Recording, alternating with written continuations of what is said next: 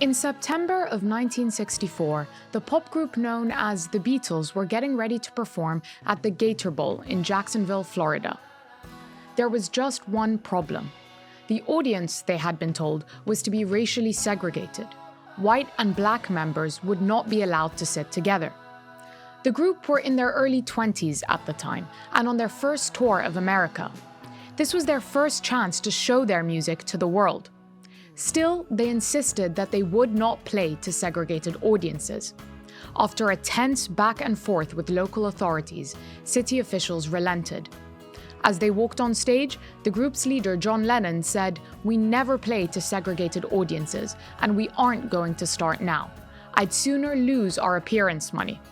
The crowd cheered its approval. And so, in America's Deep South, in the heart of Jim Crow, the Beatles played their concert to an integrated audience.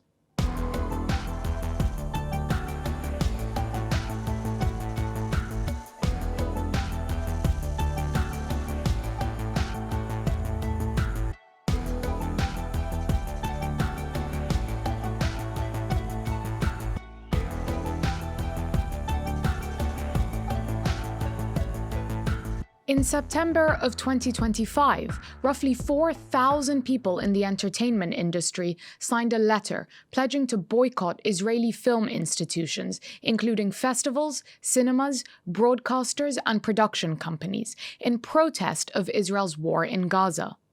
These included big names from Mark Ruffalo to Emma Stone, Joaquin Phoenix to Andrew Garfield, Brian Cox to Olivia Colman. Newer up-and-coming artists also signed up, like Josh O'Connor and Nicola Coughlan, from Challengers and Bridgerton, respectively. When most people picture pro-Palestine activism, they don't see a red carpet. So how did we get here? Over the past 2 years, celebrities have become increasingly outspoken about Israel's war in Gaza, using their platforms to raise awareness about Palestinian suffering. What could be more important than that right now? Yeah, maybe the lives of, I don't know, Palestinians in Gaza right now. Maybe that's where we put our hearts and our energy. A lot of eyes are on me right now because of this show, which is amazing. But if I can turn that into some good for raising money for a cause, for, highlighting the voices of aid workers or people that are in Rafah right now, why wouldn't I do that? Like, what's going on is absolutely so fucking horrible. There's no justification for fucking children starving to death in a conflict. Like, it's that simple, right? You don't have to understand geopolitics or anything like that just to get that. Hello, good evening. Before I talk about the fluff and loveliness of our wonderful film, what's about to happen in Gaza City is indefensible. The international community must do more to bring it to an end. Downton Abbey is a lovely film, and we're going to celebrate 15 glorious years of it tonight. This is absolutely a genocide. Yeah. We have consensus the majority of scholars. Yeah. Human Rights Watch, Amnesty International, all of them. But B'Tselem. Yeah. B'Tselem within Israel. Genocide. Probably, yes, genocide. Finally, go birds, fuck ICE, and free Palestine. Thank you. By now, it's become unavoidable. Even the biggest stars like Dua Lipa and Billie Eilish have not only commented, but taken action. So, could this creative response to Israel's actions in Gaza come to define how this generation feels about Israel and Palestine? The world was shocked by the 7th of October attacks, which were quickly followed by widespread condemnation and statements of solidarity with Israel. Within days, over 2,000 Hollywood celebrities, from Chris Pine and Gal Gadot to Jamie Lee Curtis and Amy Schumer, wrote an open letter to US President Biden, condemning Hamas's actions as evil and barbaric and urging global support for Israel's offensive in Gaza. They warned that social media will be overrun by an orchestrated misinformation campaign spearheaded by Iran. Instead, signatories urged people to remember the horrific images that came out of Israel and to not amplify or fall for their, presumably Palestinian, propaganda. But just 2 weeks in, things had started to change. Scenes emerging from Gaza looked less like acts of self-defense and more like a war of revenge targeting population centers. People grew deeply unsettled by what they saw. On October 20th, another open letter was published, this time by celebrities pushing for a ceasefire and the release of all captives, concerned by an unfolding humanitarian crisis in Gaza. This was signed by just dozens of people, but included big names: Channing Tatum and Dua Lipa, Florence Pugh and Joaquin Phoenix, Jon Stewart and Sandra Oh, Jeremy Strong and Jessica Chastain, and several more. The group behind that letter was called Artists for Ceasefire, and its membership would grow immensely over the next 2 years. By early 2024, celebrities like Billie Eilish and Phoebe Bridgers started wearing Artists for Ceasefire pins at the Grammy and Oscar Awards, using the spotlight on these high-profile events to draw attention to the humanitarian suffering in Gaza and raise public support for a ceasefire. At that year's Oscar Awards, the director of The Zone of Interest, an award-winning film about the Holocaust, used his acceptance speech to shed light on Gaza. All our choices were made to reflect and confront us in the present, not to say, look what they did then, rather look what we do now. Our film shows where dehumanization leads at its worst. It shaped all of our past and present. Right now, we stand here as men who refute their Jewishness and the Holocaust being hijacked by an occupation which has led to conflict for so many innocent people. Whether the victims of October the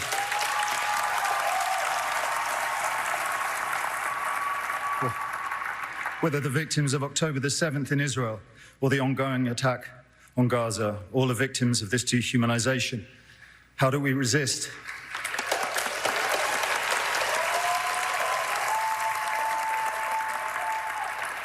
Alexandra Bistron Kaladziejczak, the girl who glows in the film as she did in life, chose to.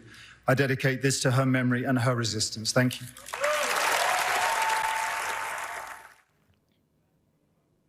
As a Jewish man, Glazer had done what most people would dare not.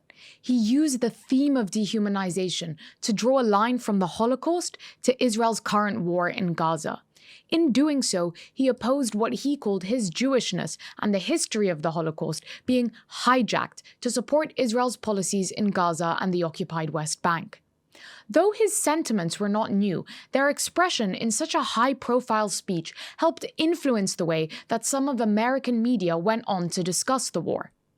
By this point, the death toll in Gaza had already exceeded 30,000 people, and Artists for Ceasefire was growing.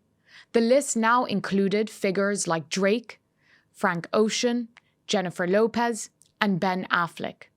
The group even brought in artists who'd initially signed letters in support of Israel, like Bradley Cooper. Around that time, the American rapper Macklemore released a protest song against both the war and the US government's restrictions on student protest that had swept through university campuses across the country. Yeah, the people, they won't leave. What is threatening about divesting and want a piece? The problem isn't the protests, it's what they're protesting. It goes against what our country is funding. Block the barricade until Palestine is free. Block the barricade until Palestine is free. When I was 7, I learned a lesson from Cuban Eazy-E. What was it again? Oh yeah, fuck the police. Actors and badges protecting property in a system that was designed by white supremacy.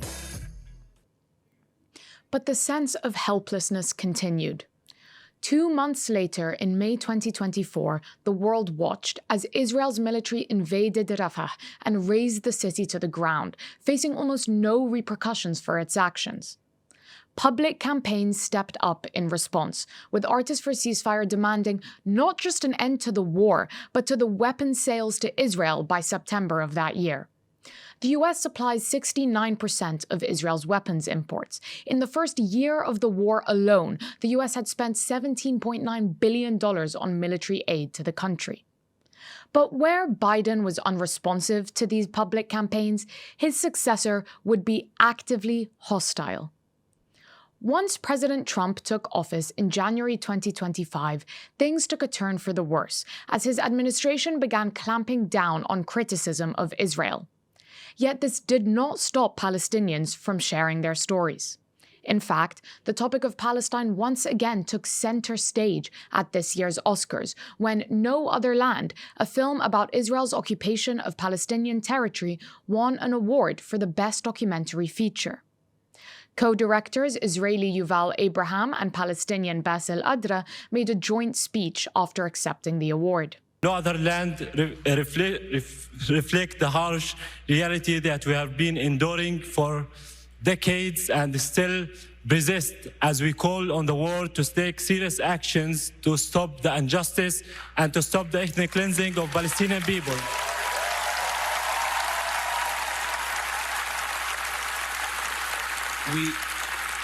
We made this film, Palestinians and Israelis, because together our voices are stronger. We see each other. The atrocious destruction of Gaza and its people, which must end. The Israeli hostages brutally taken in the crime of October 7th, which must be freed. When I look at Bassel, I see my brother, but we are unequal.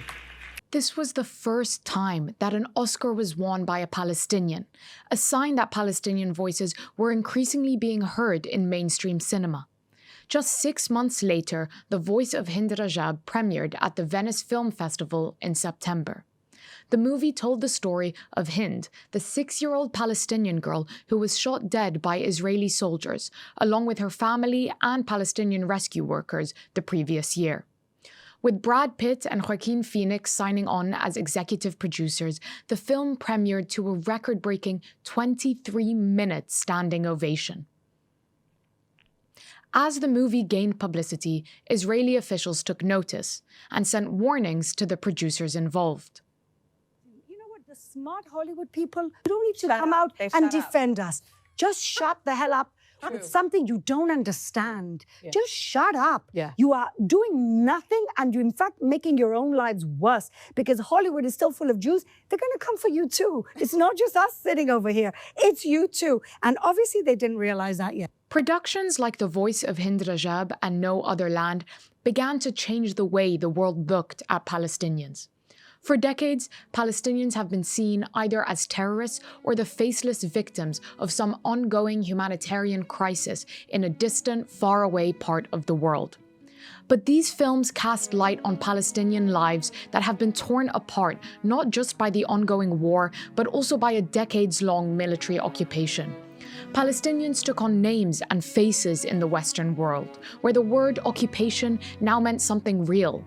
Audiences closed their eyes and saw homes being bulldozed and settlers wielding guns. They heard Hind's last cries and felt the heartbreak of a mother who could not save her child in time. Through these films, audiences were seeing a new side to the story, one they previously may not have known about, that made it harder to justify what they were seeing every day in Gaza.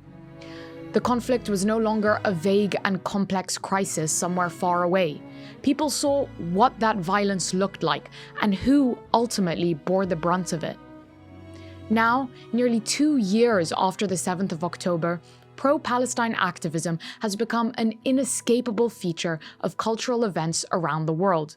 From the MEE Awards in LA, to the La Vuelta cycling tour in Spain, to the Together for Palestine concert in London.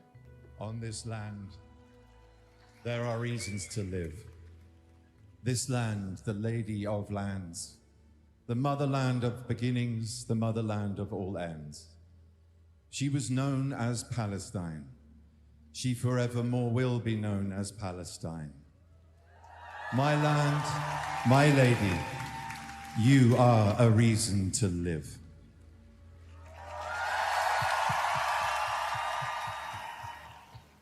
Culture has become a way of pressuring Israel to end its war and occupation of the Palestinian people.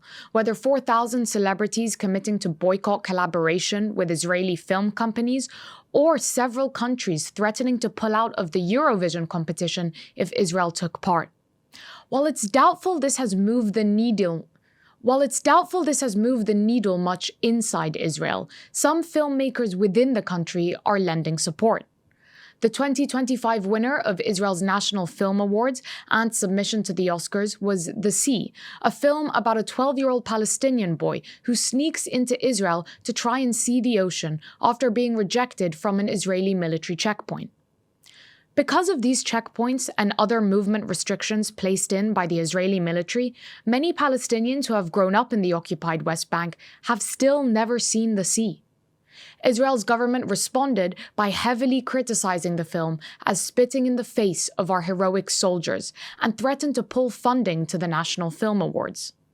Support for the film is likely confined to a small and more liberal creative bubble in the country. But it is an interesting reflection of how Israeli artists have responded to their sense of growing cultural isolation by creating subversive art that rejects the narrative of Israel's government. All of this is significant, but for many people, it still doesn't feel like enough. None of this changes the everyday lives of Palestinians. A film will not bring Hind or her family back. It will not undo her mother's grief or prosecute the soldiers responsible. A film has not stopped Israeli soldiers and settlers from attacking Oscar winner Bassel Adra's village, beating up his co-director Hamdan Balal, ransacking his home, or injuring his relatives. But it has ensured that more people are watching when it does happen. Still, storytelling has become harder than ever in Trump's America. The administration is overseeing not just a crackdown on free speech, but a huge concentration of American media power. As the production company Paramount has merged with Skydance Media and looks to merge with Warner Brothers, a whole host of US media companies and digital platforms could come under its domain. The conglomerate's owner, Larry Ellison, has donated tens of millions of dollars to groups supporting Israel's military, such as FIDF or Friends of the Israel Defense Forces. Some fear that this new management may also mean a reversal of the gains recently made in the media world, suppressing the growth of Palestinian storytelling precisely at a time when it's most needed. All of this is happening as Israel's military invades Gaza City, pushing its 1 million residents to the very south of the Strip, while threatening to annex the entirety of the occupied West Bank. Palestinians continue to see their homes demolished and their loved ones killed as a result. Now, most of the world may be hearing their stories, but that has not given Palestinians the freedom to stop living them.